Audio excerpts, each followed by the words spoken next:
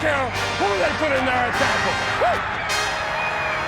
They got to deal with that. There we go.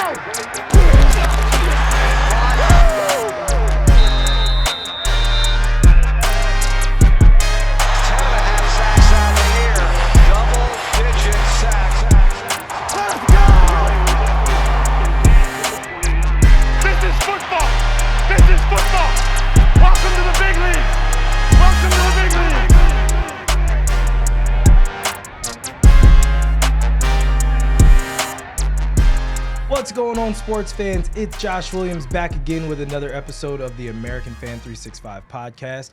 Thank you guys so much for tuning in live again on Instagram. Please make sure you like, share, and subscribe. Push it to your people. We do appreciate it. Also, thank you guys for watching the replay on YouTube and Spotify and all of our many places that we are after the fact.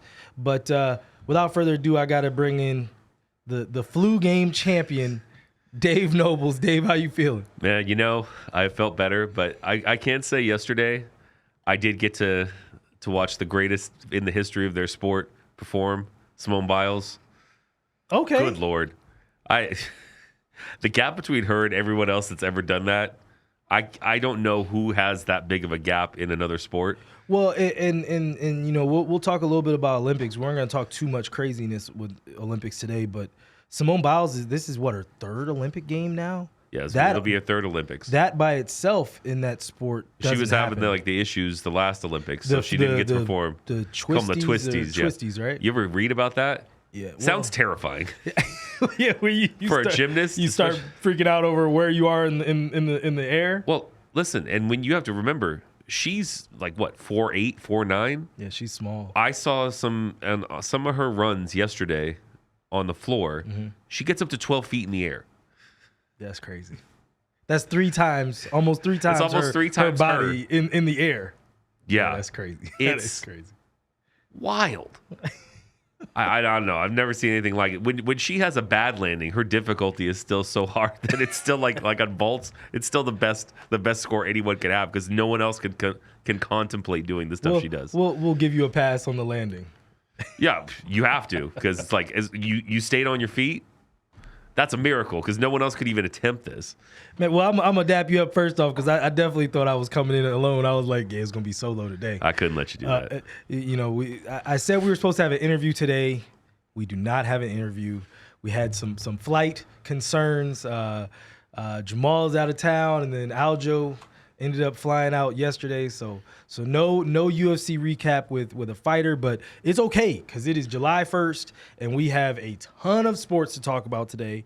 We'll start off. We'll go around the world in sports first, and of course our Around the World in Sports segment today is brought to you by our friends at Coco Love, the beverage of choice of the American Fan 365. Head over to www.cocolovewater.com for your own case of coconut refreshment and use the code TAF365 for your discount on Hawaiian Beach vibes.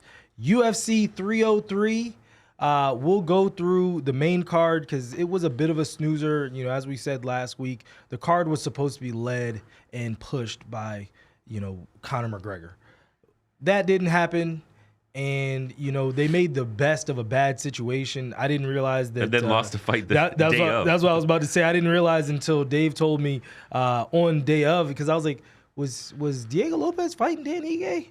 Was I just not paying attention? And he was like, nah, Dan Ige just stepped in. And I was like, oh. He drove in from his house.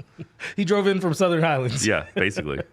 Wherever he lives in town, he drove from there and took a fight on a couple hours' notice. Oh, that is insane. Yeah, it's a wild thing. You got to give him all respect. I mean, it didn't work out in his favor, but all the way to a decision. Yeah, it took it to a decision. He blew my ticket because I had Diego Lopez under a round and a half. I just had the fight under a round and a half, and that thing went all the way to a decision. I was pissed. Well, he ended up lucky in that he was training for a fight, so he wasn't completely cold. Sure. And plus, Lopez wasn't exactly training to fight that style of fighter. Yeah. So 1,000%. Listen, it was all upside for Ige. I mean, good on him. I mean, good Lord, I can't imagine just dropping everything like, cool, I'll go fight today. Yeah.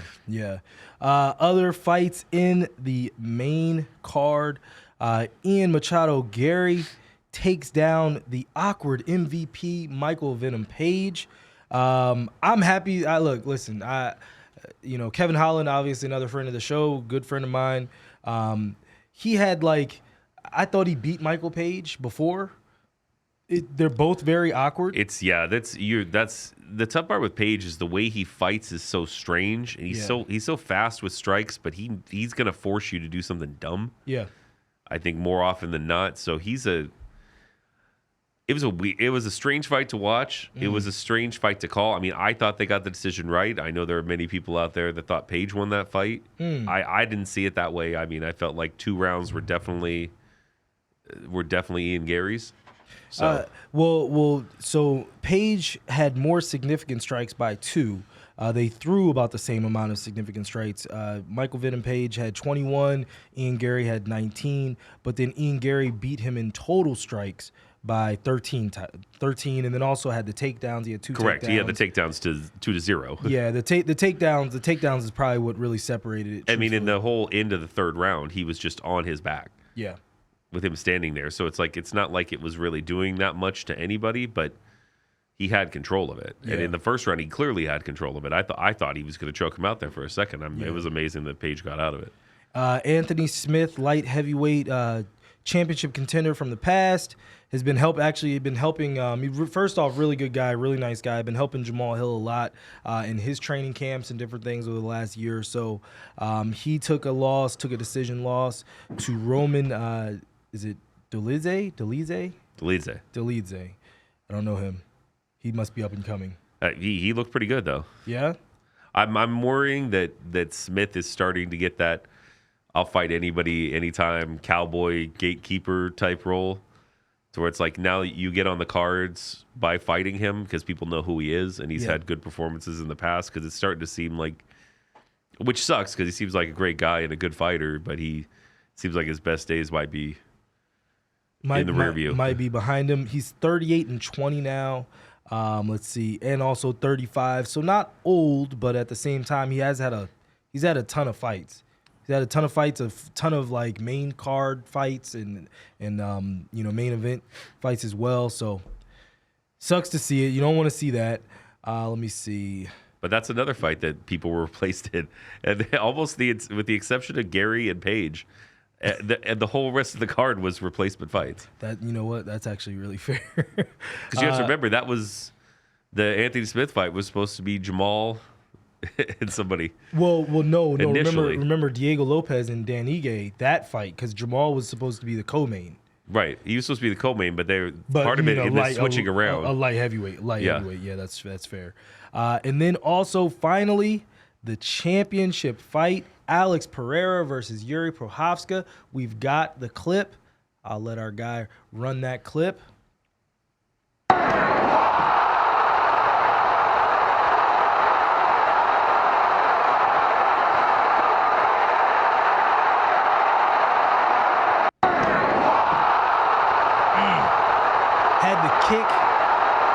Head kick from right hell, upside the head. Right to the face. He had knocked him down earlier in the fight as well. Yuri didn't look good. I'm not gonna lie, and I thought did not. I thought and he afterwards was didn't sound good either. He sounded like he was done fighting. Well, he was staggered. Did you see? I didn't let the clip. Well, the clip didn't play any longer than that. But if you would have seen it from the other angles, when they had to help him to his feet, he was which they shouldn't have done. Staggered. They should have kept him on the ground. Yeah, maybe that a little bit that longer. was wrong for them to pick him up like that. They should have kept him on the ground and let him get checked out a little bit first, because that was all bad. Yeah, he had no business being on his feet, because I can tell you he did not know he was on his feet. Well, I guess the main question now is who's next for Alex Pereira. Jamal, who we literally were talking right before the show came on. He was saying on his live that he was gonna probably have another fight, obviously, before he got back to title contention, which I'd love to see anyway, just to continue to get himself back into fighting shape and get some confidence back. You know what I mean? Not being out of the cage that long and then suffering. Honestly, really, your only first loss, because the other one is his arm came out of place. He was still fighting. He wasn't done. I His mean, arm just was jacked there's up. only so much you could do. Yeah. They had to call it due to arm. But you know, he wants to fight one more fight or two or so before he gets back to that place. Is there anybody else in the light heavyweight division to even challenge Alex Pereira now? It's a great question. I mean, I'm not sure who is name enough. I mean, can Pereira put on the weight and go up? He's not much bigger like than this. Because remember, that's what I would worry about. Is it seems like he's just not going to be big enough to go all the way up.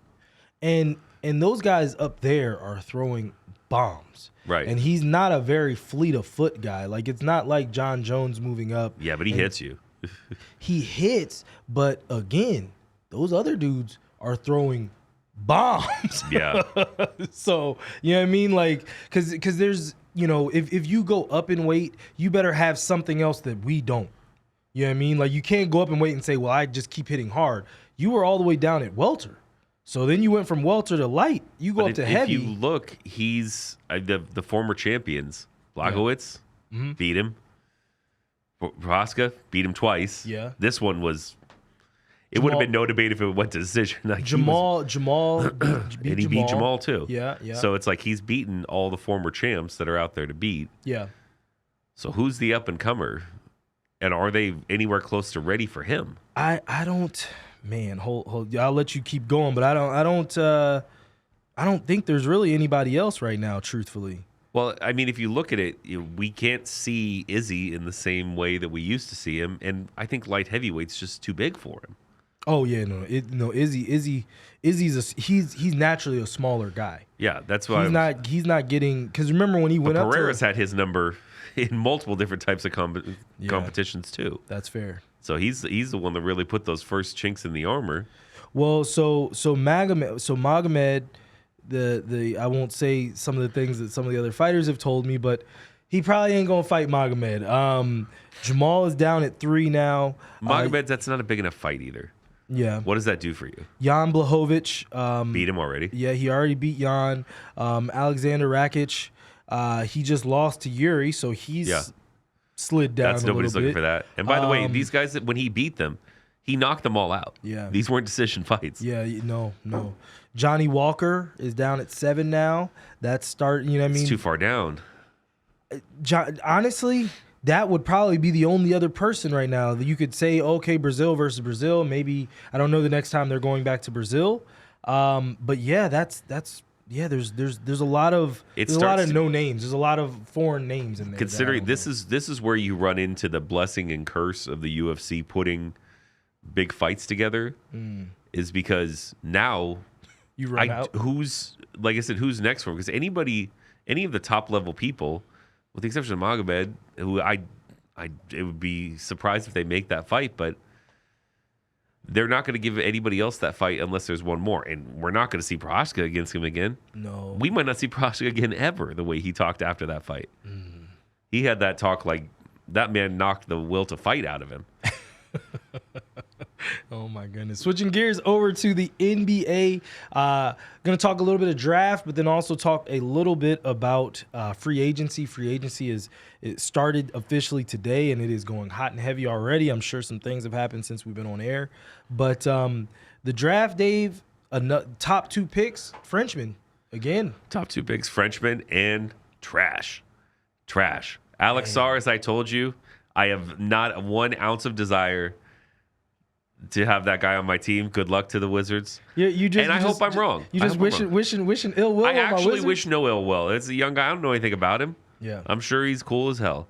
But the things I've seen, it's just another big guy who wants to show you his perimeter skills that he doesn't really have. Well, plus bounced around to every different place he could go to. But the thing is, I don't know that I would. Everything I've seen for Richache, not much better. I actually might be worse. One of the other things that I would have to consider, and this is going to sound stupid, so please, people feel free to make fun of me for saying something so dumb.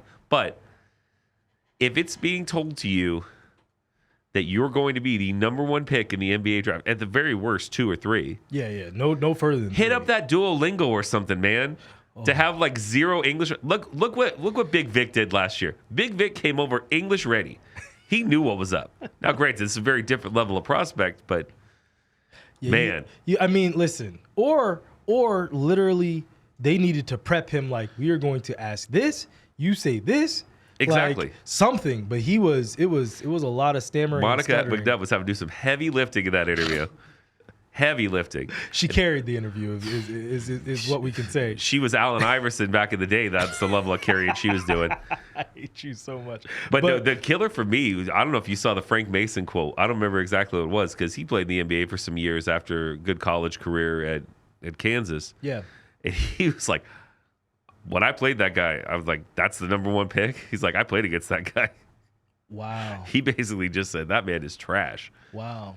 And that's definitely saying something. What I will say, I guess, for the SAR pick, 7 feet, 7'1" in that area, especially with shoes on, and being able to move in today's NBA, being able to give you the switch. Oh, he can be a competitive player. Yeah. I mean, I think he can be on somebody's rotation, but it also shows you what level this draft was. Yeah. These guys were the top 2 picks. It's like, at least with Reed Shepherd, I mean, we know that kid can shoot. Yeah. You know, and there's other picks in this draft. The draft got better as it went along because the gap between players wasn't so much. I mean, Klingon falling all the way down to Portland, that was surprising. Yeah. Yeah. You know, I was starting to get like ideas in my head, like if he goes a little bit further, maybe we can drop a couple of these picks. You were sending text messages out there, but you were looking for it. When we get to free agency, we'll see that I'm much happier with the results that happen. But I mean, you look at little things like that. Plus, a team like OKC getting a pick like that. Yeah. You have something like Topic, who was supposed to be one of the top 2 or 3 picks. I was pissed when that happened. And now they get to basically just redshirt him for a year. Once again, another kid ready to come in and speak English for these interviews. So I found some of those picks to be a lot more interesting. And God, I hate to say it, but that Dalton Connect pick for the Lakers was a fantastic pick. It's one of the better picks in the draft. Yeah, we'll wait. And I have a nickname for the new duo White Boys. Oh, is it the one that I've seen? Is it the one that you saw for me? No, I didn't see it from you. Then you didn't see it. Then we're calling them the Shady Connect. Oh, see, I saw a worse one. You don't like you? Wait, come on. You ready Slim for this? Shady, they asked, what do you call this duo? Uh-oh. It was him and Austin Reeves. It said active shooters. Oh my God, that's actually really good. I would love to say I made that up, but I definitely stole that from whoever created that. Oh God, that's really good. Active shooters. Yeah. They have that look too. There was one that was like, I could say this because I'm white. It was something based off of the Ku Klux Klan. Oh no! But it was like Ku Klux, like I don't remember it now. Daggone it! Oh man! But I'm sticking with Shady Connect. I like that one. Dalton Connect he's good. He's a good player. He was a late bloomer, but he also grew like 5 inches like after he got out of high school. So he's big. He can shoot. Yeah. He's got some strength and stuff. I think what scares people off is he's 23 years old, and as you can see with these drafts now, look at those top picks. It's all about being super young. Yeah. Well, the thing is, you don't get fired for taking the super young raw prospect. You could just say, you know what? They didn't have it in them. It didn't work out. And you just kick that can further down the road. That's my issue. That's one of my issues. One of my many issues with the NBA is we draft so much on potential and not what we've seen. I would and that's the reason why certain teams, when you think back to the Spurs, when the Spurs were killing, it was because they kept drafting seniors. They kept drafting juniors that had actually been a part of a system, had or grown, European experience or players. European guys. They weren't taking these flash in the pan guys. All their guys were older and had proven who they were. And the NBA is always like, oh yeah, he could be. I'm like, yeah, he could be trash. Like, you know what I mean? There's a lot of could be's out there. No, most of this draft will be trash. Yeah. But, I mean, that's the facts. And the thing is, we come right back next year with a star-studded draft with Cooper Flagg at the top of it. The league is fine. The one bad draft, this draft will be right there, down there with 2000. I was going to say up there, but you can't say up in any way, shape, or form. This was a rough draft. If you're lucky, I don't see too many possible even all-stars in this draft. I see some good rotation players in this draft kind of sprinkled all throughout. I mean, because you really look at it, and a lot of it's where you rate people. Like Ron Holland was the man coming out of high school, but then the G League Ignite imploded last year. And so then when they picked him, when the Pistons picked him 5th, everybody was shocked because his stock had fallen so far because that program just died. Well, it's dead now. It's gone.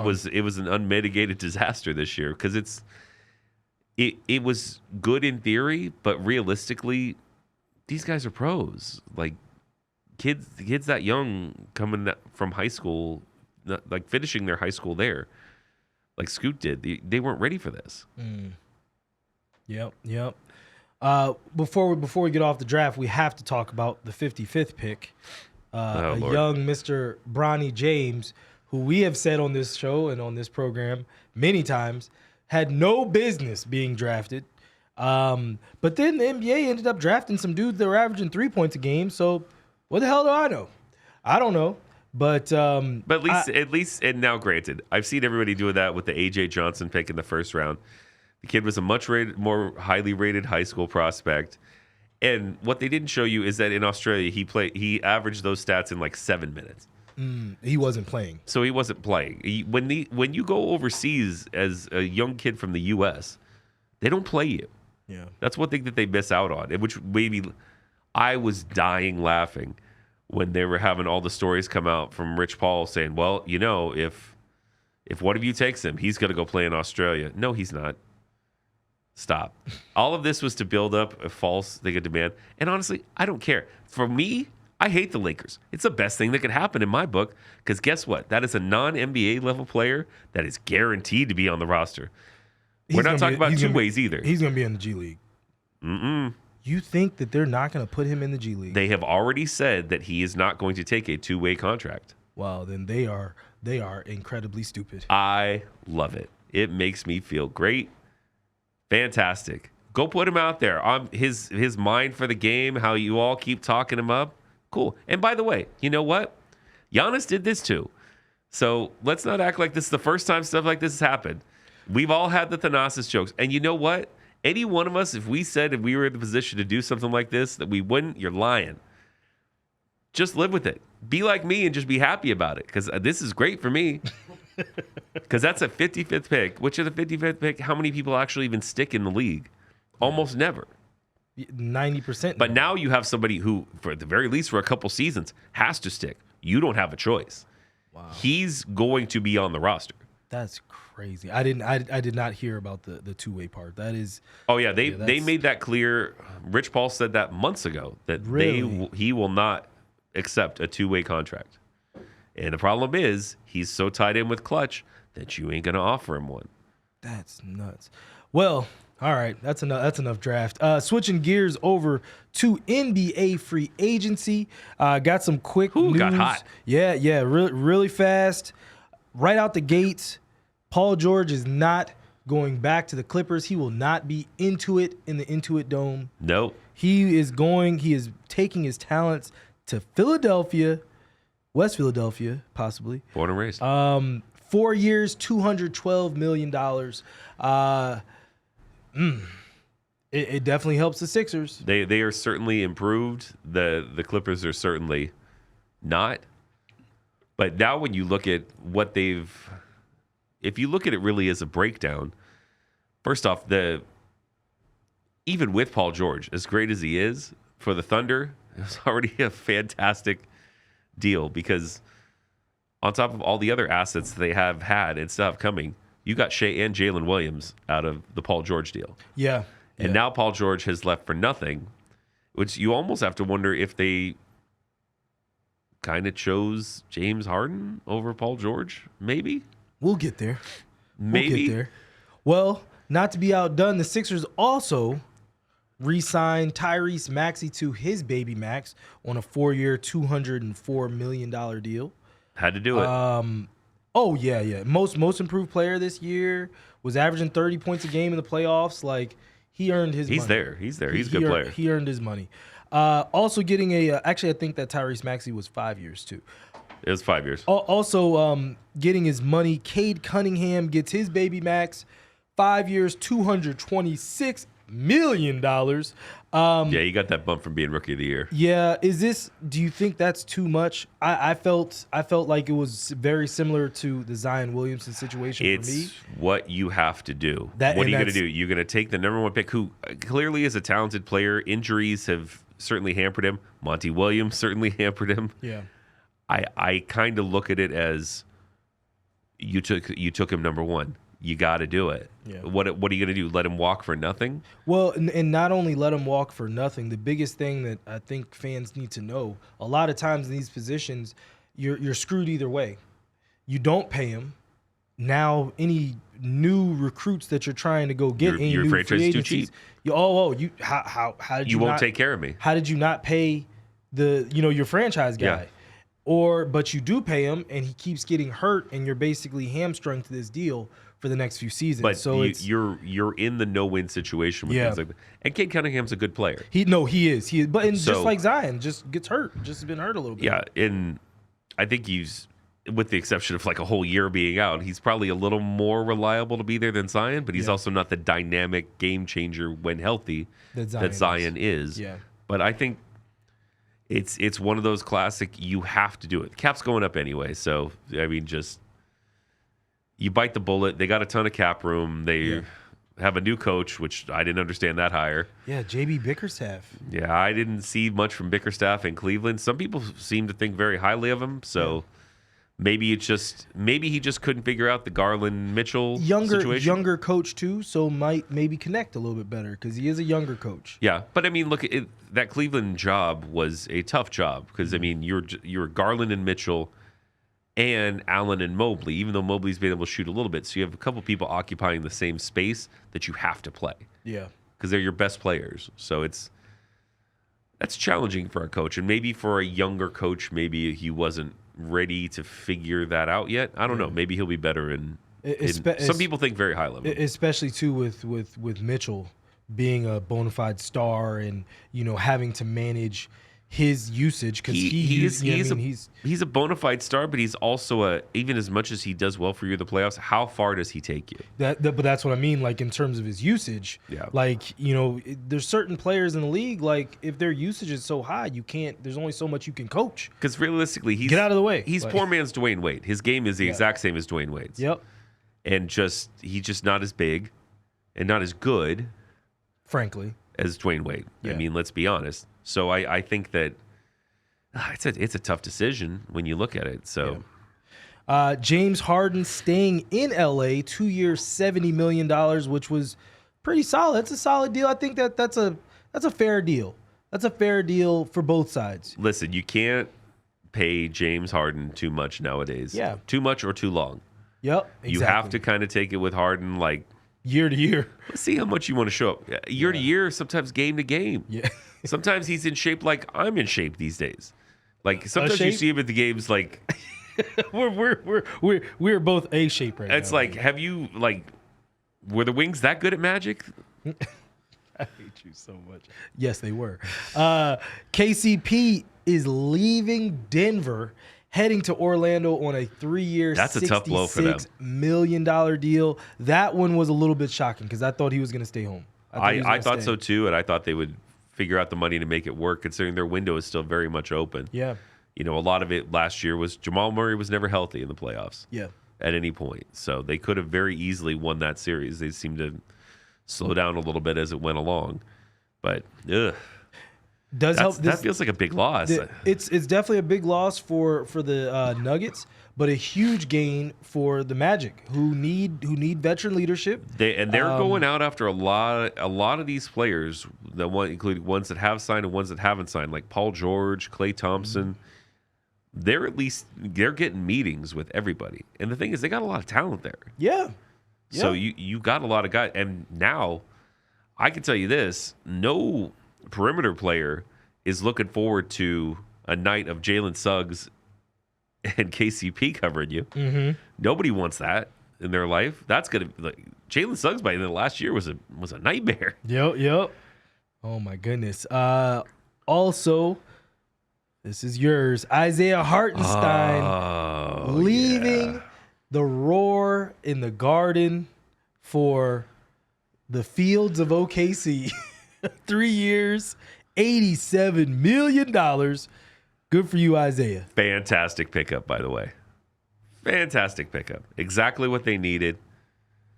I got to tell you, this year's, I'm just thinking about it. SGA, Dort, Caruso, Jalen Williams, Chet, Hartenstein. I mean, you probably have Caruso's probably coming off the bench. Nah. Would you want Caruso off the bench? I mean, it's going to have to be Caruso or Dort. Dang, that's crazy. Yeah, it's called being good. It's called being the best team in the Western Conference next year. That's They were the 1 seed this past year. They will clearly be the 1 seed this year, in my opinion. Good for you. Because all they did was improve. God, And wait. Sitting on miles of those assets. Also took a draft pick that they redshirted. Wait, here, bring it back to me. Wait, Dave. Yes. You're really going to leave this and go back to Seattle when the Sonics come home? Come on now. Oh man, it's gonna be tough, Dave. It's gonna be tough. It's gonna be tough, Dave. It's all gonna. I might have to say no after a championship. It's all gonna depend. Here's what I'll say. Okay.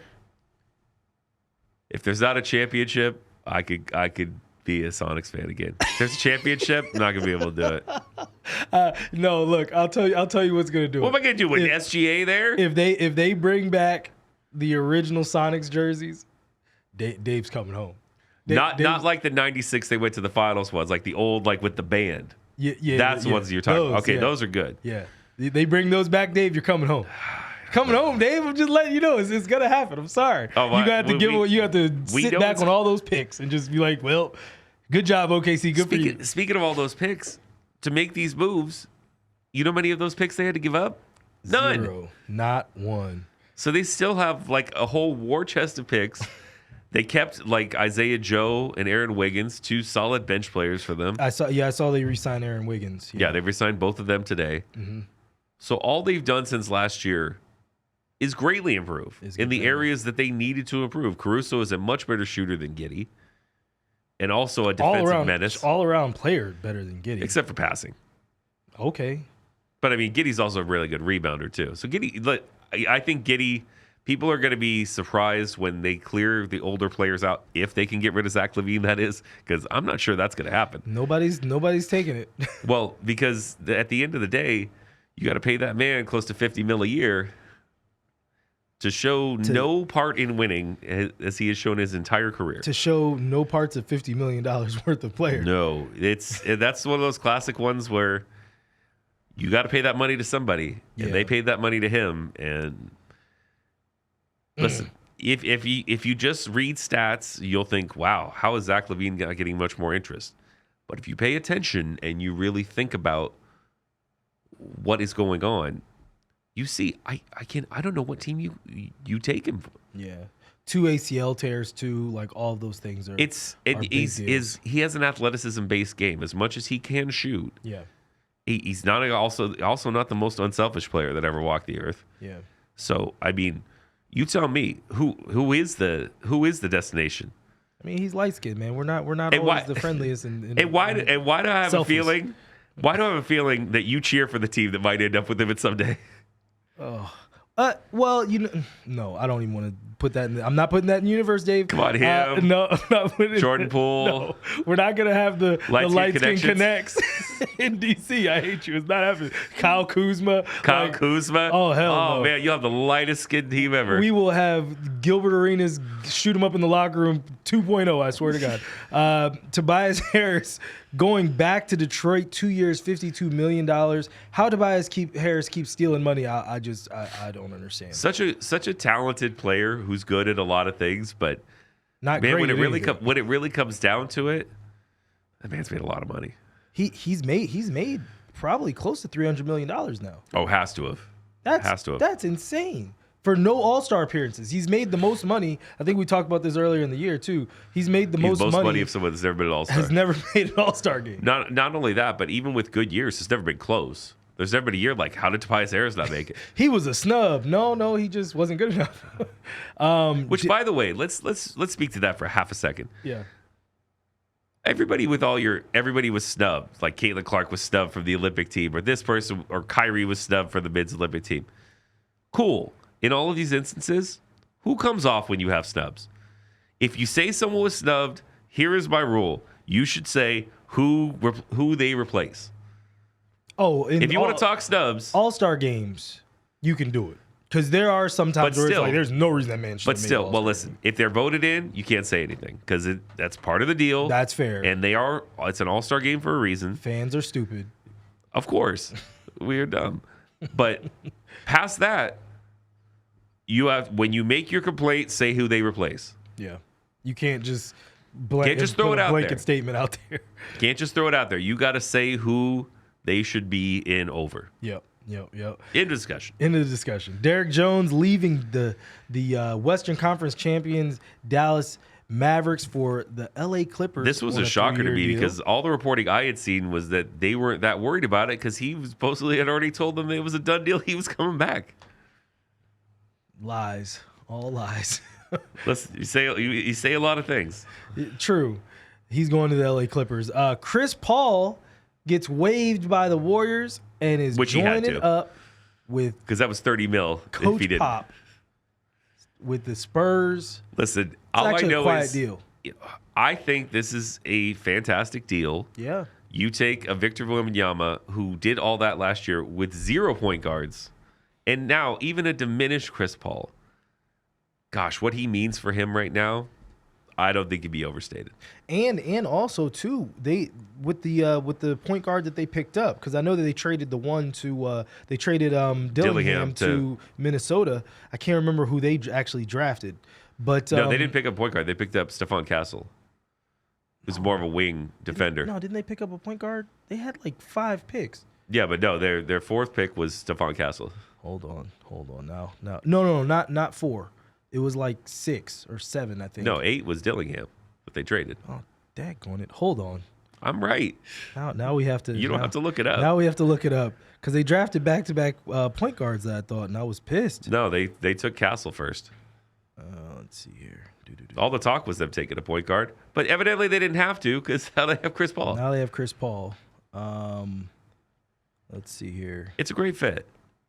They are going to grow by leaps and bounds, especially as somebody who got him for that 1 year in OKC. The difference he made in Shea's career primarily, but also even Dennis Schroeder's career, couldn't be overstated. He changed their careers just by dealing with them. And listen, I know he's never going to be the most beloved player in the league, but his value as a point guard, the credit needs to be given. Yeah. All right, Dave was right. I'll move it along. And let's go ahead and switch gears over to the NHL draft. Oh, you didn't want to talk about Jonas Valanciunas? No, I don't want to talk about JV. Didn't want to talk about why the league brought Kevin Porter Jr. back? Oh, I didn't see that. Yeah, the Clippers brought him back. Fair enough. Cool, you just beat somebody. Go away for a couple years. You're all right. It's cool. But must have felt really great for her. She got waived the same day that the dude who beat her up got brought back into the NBA. I'm sure she had a great day yesterday. Her new man's got 300-something million. Should be all right. She's smart. I don't know who she's with now, but she's with Jaylen Brown. Good for Jaylen Brown. That's what I'm saying. Good for Jaylen Brown. No, I was so pissed. I was so pissed at the picture that they used when they said that she was waived. I was like, wait, is that the sexy WNBA player? Let me tell you something. We for years, gosh, this is going to sound terrible, but for years, everybody props up like the attractive female athletes, like remember when like Anna Kournikova was like the big deal? Don't you start bashing Anna Kournikova. I'm not bashing her. But there's a difference between being an attractive athlete and flat out attractive. There's levels. Gondrzak is, Kaiser, she's flat out attractive. She's sexy as hell. Not gonna lie to you. She's gorgeous. It's so funny because they always show like the walk-ins now of WNBA teams, and they're showing the sky and everything. Everybody's trying to act like, oh, doesn't Angel Reese looks like cool? Go run her back, please. No, when they do the walk-ins and I see the WNBA players in heels, and I'm like, I can always tell who's throwing on the heels for like the 4th time in their life. It's like prom, somebody's funeral, and today. Listen, God bless Angel. I saw her on one of those the other day, and she's like, I gotta get these heels off. A baddie can only be bad for so long. I love it. Oh my God. Angel Reese has personality, man. She does. She is a star. She does. She definitely does. Switching gears over to the NHL draft. Only thing I'm going to say is thank God the UFC actually put on 303 this weekend, because that actually pushed the NHL draft to the Sphere. I'm pissed that I wasn't able to make it. I went to the Brazil game. I was trying to go too. But Dave was going to try to go as well. But it sounds like we missed a heck of an event. So that's the only thing that I am a little bit. Yeah, that was my thing. It's like the people who I was going through, it was like, well, their ownership is like a piece of an NHL team. So yeah, no tickets are available for you. It's like, yeah, that makes sense. Dang. Oh, okay. I didn't watch it on TV, but I'm sure that couldn't really capture like what it looked like to be there. Yeah, they were saying they were doing like a lot of interactive stuff in the arena as well. Yeah. So I'm sure there was elements that just weren't able to be captured. Well, they're figuring it out. I mean, indication is when UFC goes there, they're planning something. I can't wait to see what they pull off there. It's supposed to be costing them like $25 million to put on the event there. That's what I bet. Well, because you got to figure out whatever you're going to do with all that gigantic sphere. Yeah. Like the video display is cost a fortune. Well, the video costs like 6 figures a day. Yeah. Not the video, but the globe itself. Yeah. Too much money. They need to have dark hours. You said something about the Knights pick Trevor Connolly. Okay. Controversial. Okay. I mean, all indications are this kid is super talented. Should have gone higher than when the Knights got him. Where'd they get him? Like 19. First round. Okay.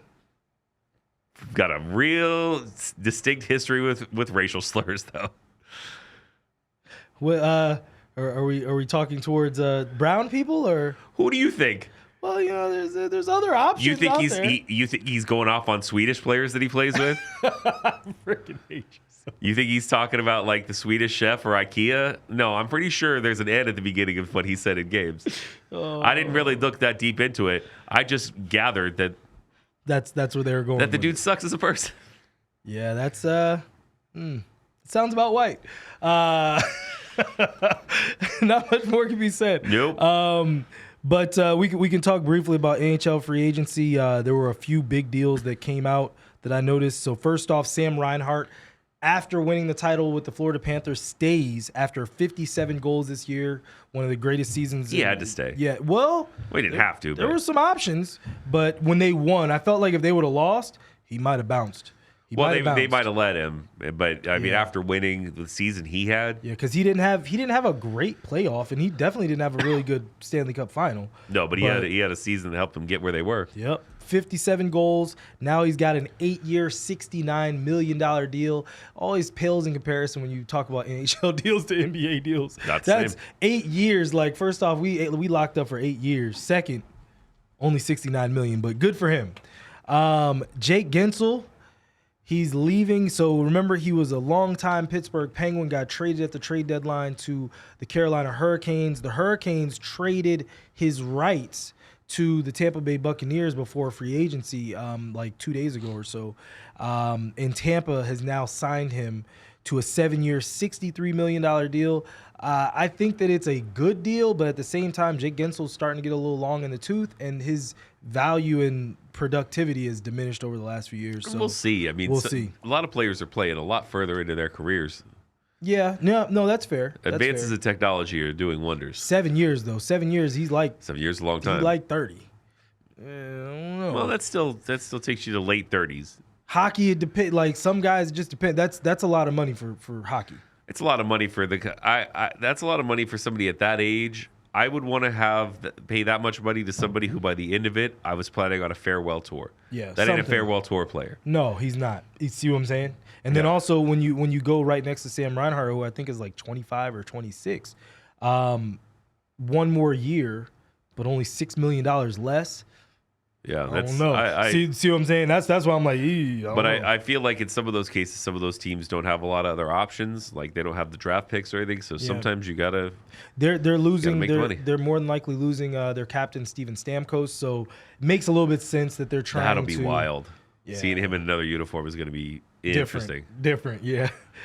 Speaking of seeing a star in another uniform, Patrick Kane signed a 1-year, $4 million deal to join the Detroit Red Wings. I think it's a great deal, actually, not only just because of who Patrick Kane is, but who the Red Wings are becoming, and they're kind of an emerging young team. And I think getting a so weird because for the longest time they were the oldest team, and then they were just dead. Yeah, and now.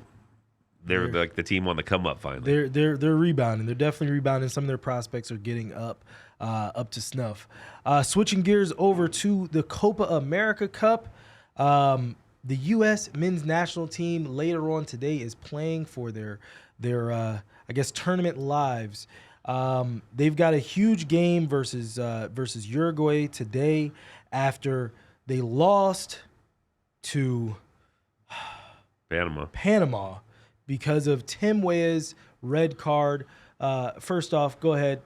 We got the Vince Lombardi quote.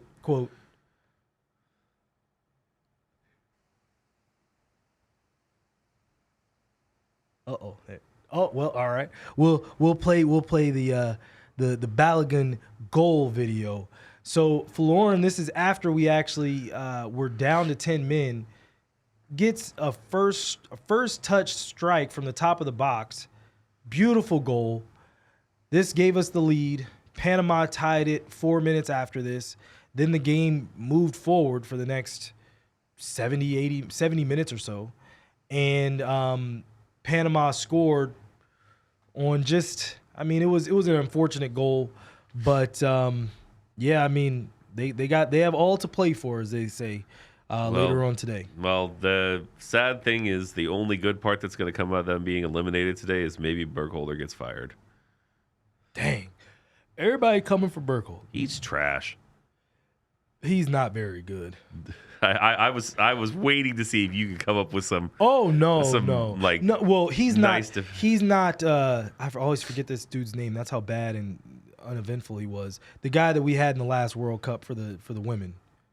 He's not that bad. God. See what I'm saying? That was awful. Yes, it was. So he's bad, but at the same time, like when they were trying to go and get someone, they were trying to go get Zinedine Zidane and like those folks, and they didn't want to come. It's like we do also have to have someone that wants to come. Yeah. And if they don't want to come through, then it's like, he's the best of what we have right now. Is he? Yeah. If that is.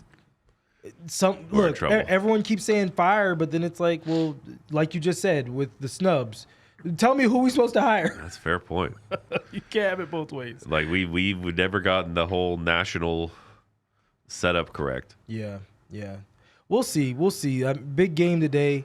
But the reason I said earlier I wasn't able to go to the NHL draft, I was at the Brazil game. We have that picture. I'll let him go ahead and pull up there it is. Look at this guy. We made it. We made it out, Dave, to the game. At least you were there and Neymar wasn't. That's the best thing I could say about that. Hey, they love them some Neymar, though. Everybody was talking about Neymar. They do. They do love Neymar. To each their own, I guess. Vinicius? Oh, he is cold. Yeah, he is one of the best players walking the earth right now. He was doing some FIFA stuff in real life. Yeah, was crazy. He is at the tippy top of the game. It was. I was like, okay.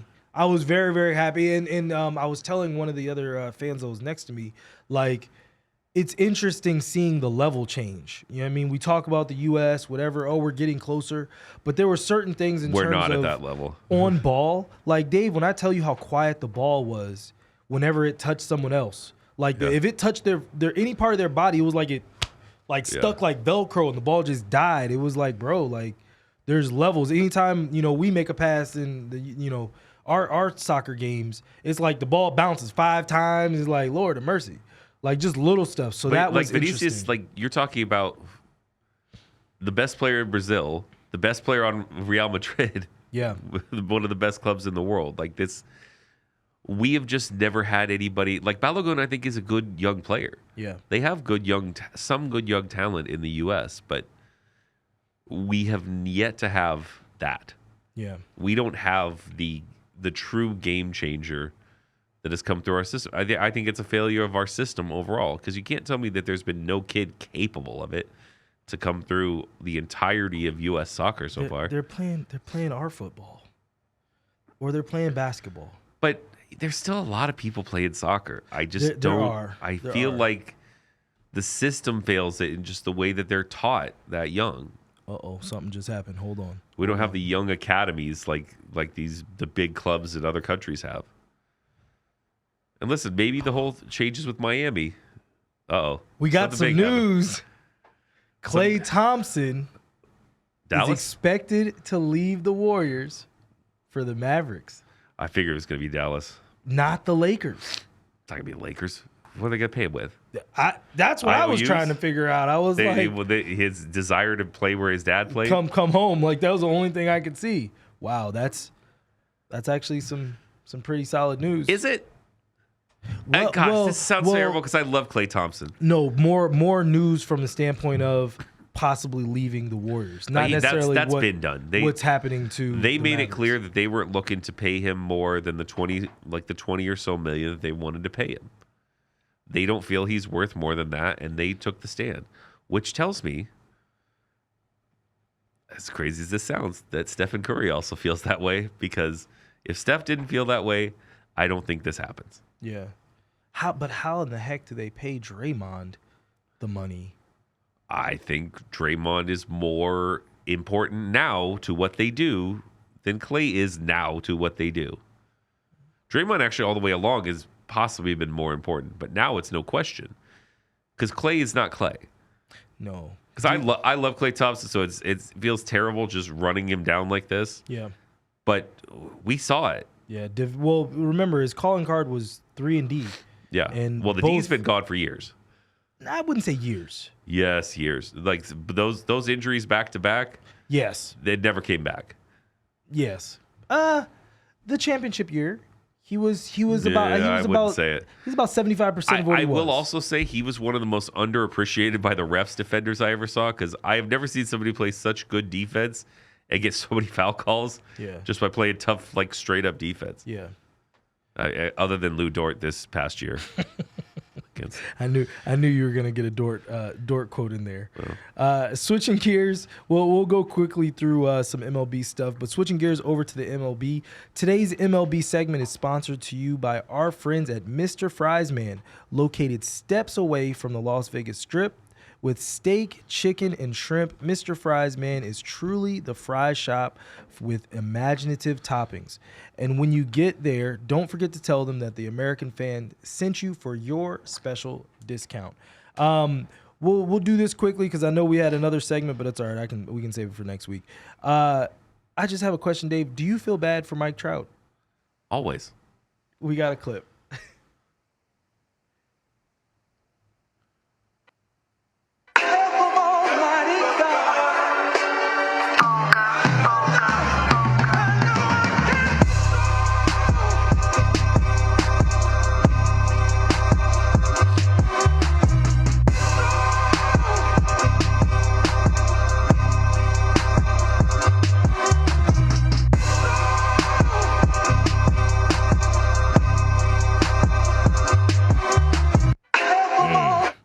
So, Hall of Fame career, 1 playoff appearance, Dave, in his entire career. He is now the Ernie Banks of today's era. It's sad to see, too, because, I mean, realistically, he may move down if we get more years of Ohtani pitching, but it's the second best baseball player I've seen in my life. Yeah. The best is Barry Lamar Bonds, of course. But Trout was 2. Might still be 2. Yeah. But shows you about baseball. Better than Ken. You got him better than Ken Oh, Griffey Jr.? 100%. Really? I don't even have to think about that for that long. Wow, really?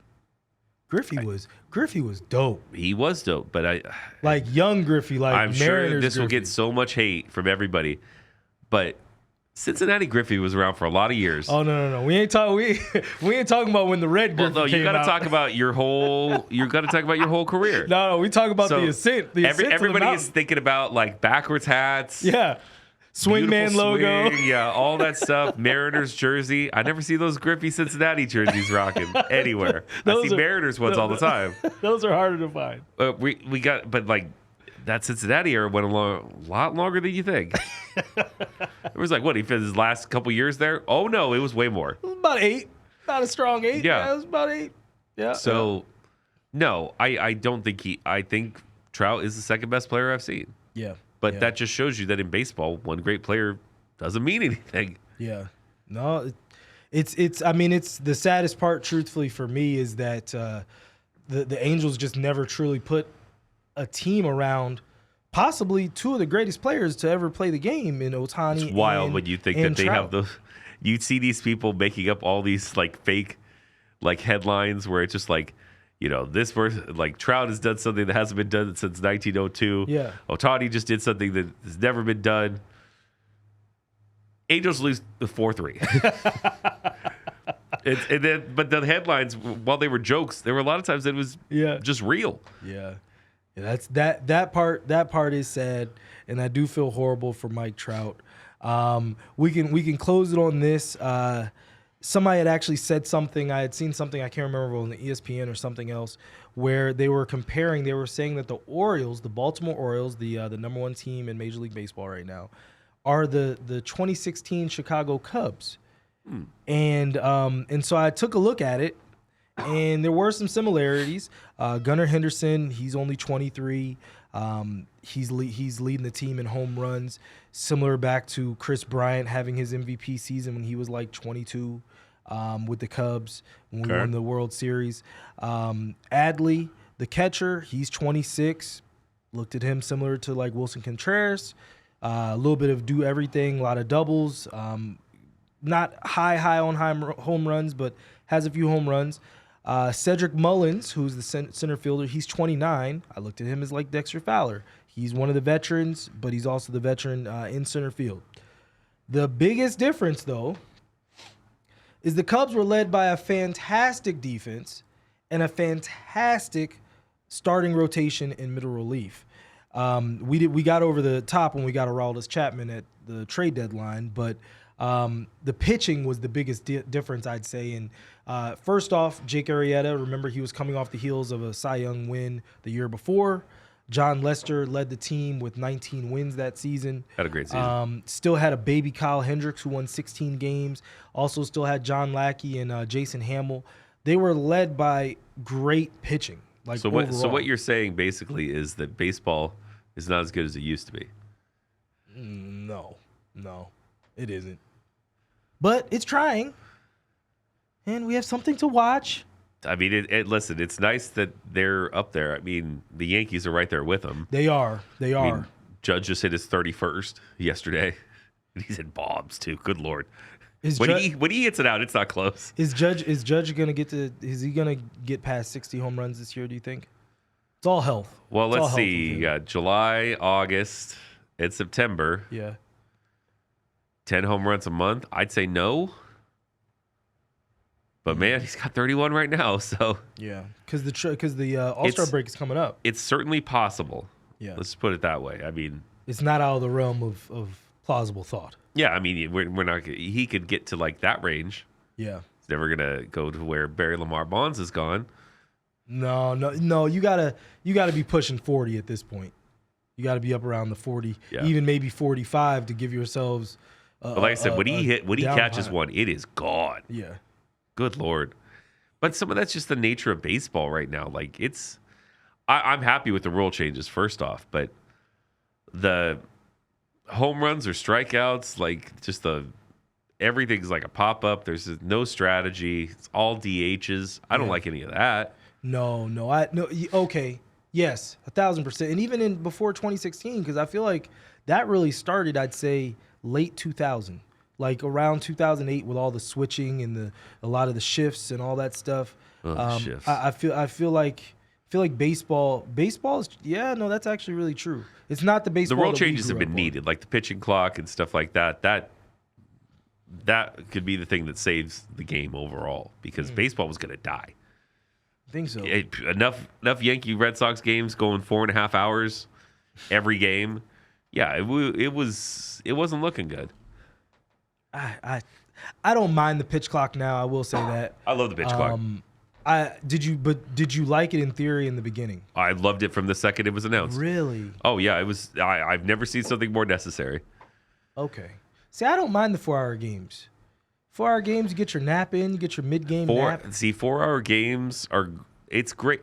Baseball game is always better live. Baseball is a much better live sport. Football is a much better on TV sport. Think so? Oh, 100%. No. Oh yeah, that's not even close. No. I don't know. We're gonna check your fanhood after this. I'm a little confused, a little worried. Check what you want.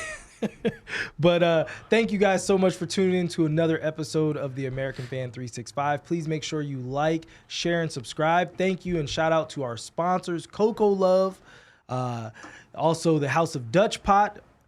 They're sponsoring us now too, Dave. Hey. And then also Mr. Fries, man, right over off of Flamingo here in Las Vegas. Thank you guys so much. And if you're interested in sponsoring the show, please, the DMs are always open. We'd be happy to talk to you guys. We'll see you guys next time.